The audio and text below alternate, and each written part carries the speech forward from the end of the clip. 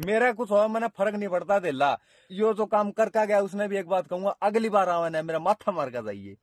दोस्तों, सिद्धू मूसेवाला जिस gun culture को अपने गाने के द्वारा प्रमोट करते थे, उसी ने उनकी जान ले ली। मशहूर सिंगर के तौर पर अपना नाम कमाने वाले सिद्धू मूसेवाला को बीच सड़क पर बड़ी बेरहमी से 30 गोलियां मारी गईं, जिससे कि उनकी मौके पर ही मौत हो गई। क्या आप जानते हैं ये वारदात किसके इशारे पर हुई है? अब कौन है इनका अगला टारगेट?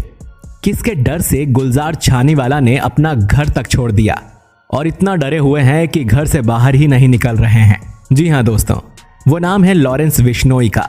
ये वही गैंगस्टर है जो पिछले 7 सालों से जेल में है, लेकिन फिर भी वहां से बैठे बैठे ये अपनी गैंग को ऑपरेट करता है और दिल्ली, हरियाणा, राजस्थान और पंजाब में इसका दबदबा है।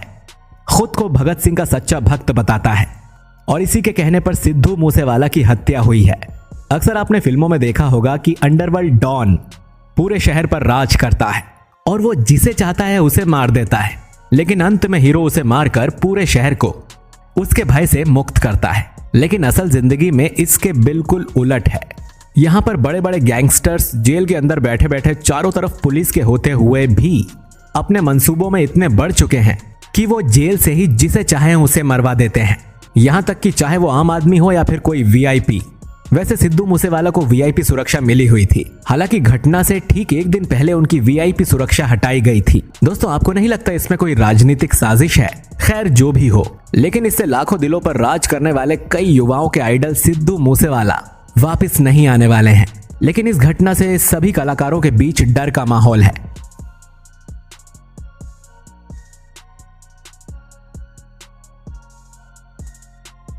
वो घर से निकलने से भी डर रहे हैं। सिद्धू की मौत के बाद अब एक और पंजाबी सिंगर मनप्रीत औलख को भी धमकी मिली है और एक और हरियाणवी सिंगर हैं गुलजार चन्नीवाला, जिन पर कि एक बार पहले भी जानलेवा हमला हो चुका है, लेकिन भगवान की दया से वो उस हमले से बच गए थे और सही सलामत हैं। लेकिन सिद्धू मूसेवाला की हत्या के बाद वो बहुत बुरी तरीके से डर गए हैं और उन्होंने अपना घर तक छोड़ दिया है ताकि उनकी वजह से उनके परिवार पर कोई आंच ना आए।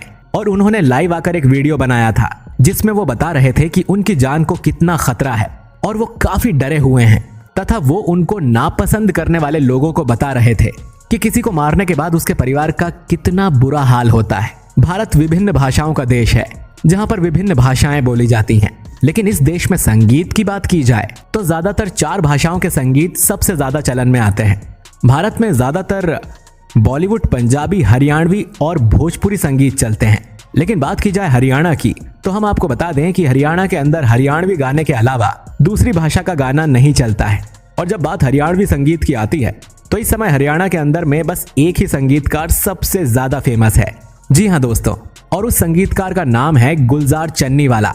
जी हाँ दोस्तों, आज हम आपको गुलजार चन्नीवाला के जीवन के बारे में कुछ ऐसी बातें बताएंगे जो शायद ही आपको पता होंगी।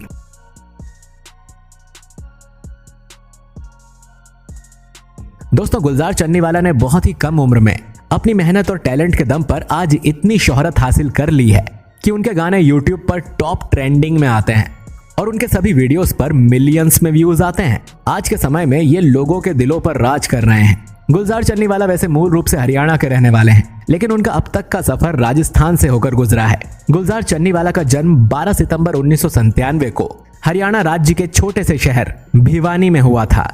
लेकिन जैसा कि हमने आपको बताया कि इनका अब तक का सफर राजस्थान में हुआ है, और वो इसीलिए कि जब गुलजार चन्नीवाला 4 वर्ष के थे तो किसी वजह से उनकी फैमिली राजस्थान के चन्नी विलेज में शिफ्ट हो गई।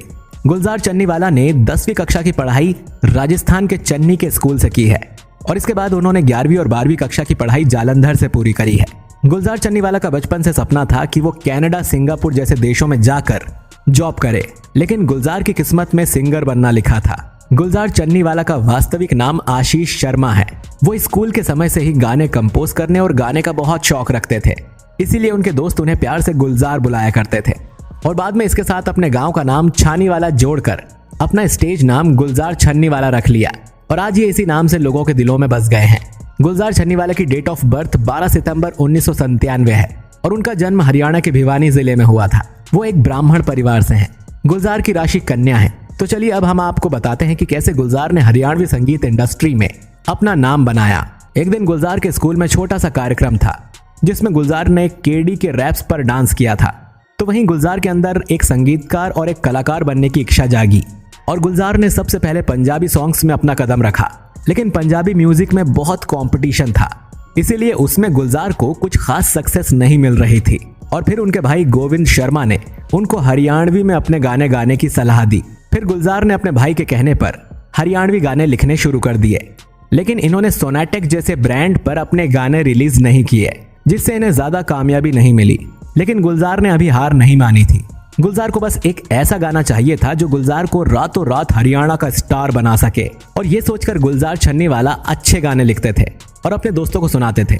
उनके दोस्तों को लगा कि उनके गानों में दम है और उनके दोस्तों ने उनके गानों को स्टूडियो में रिकॉर्ड करने की सलाह दी। लेकिन उनके पास पैसे नहीं थे। फिर उनके दोस्तों ने पैसे इकट्ठा किए और गुलजार छन्नीवाला का फर्स्ट सॉन्ग फाड़ फाड़ को 30 अगस्त 2018 को ऑनलाइन रिलीज कर दिया गया।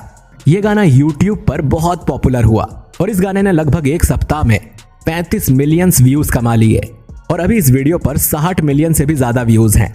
गुलजार छन्नीवाला अपनी फैमिली की जानकारी और फैमिली मेंबर्स के बारे में कुछ भी साझा नहीं करते हैं, लेकिन उन्होंने अपने सोशल मीडिया अकाउंट पर अपने माता पिताजी और अपने भाई के साथ कुछ पोस्ट जरूर साझा किए हैं। गुलजार ने हाल ही में माही गौर के साथ शादी की है। ये जानकारी उन्होंने अपने इंस्टाग्राम अकाउंट पर सगाई के फोटो के साथ साझा की। राम राम जी, मैं आपका अपना गुलजार छन्नीवाला दुबई का जो मर्डर हुआ है वो तो सब एक बहुत बड़ा घाटा है एक तो इंडस्ट्री में। तो दोस्तों कैसा लगा आज का वीडियो? अगर वीडियो पसंद आया है तो इसे लाइक कमेंट शेयर जरूर करिए। जाते जाते अगर हमारे चैनल पर आप नए हैं तो सब्सक्राइब करके बेल आइकन भी जरूर दबाइए ताकि आपसे हमारा कोई भी वीडियो मिस ना हो सके। चलिए दोस्तों, इसी के साथ मिलते हैं आपसे अगले वीडियो में। शुक्रिया।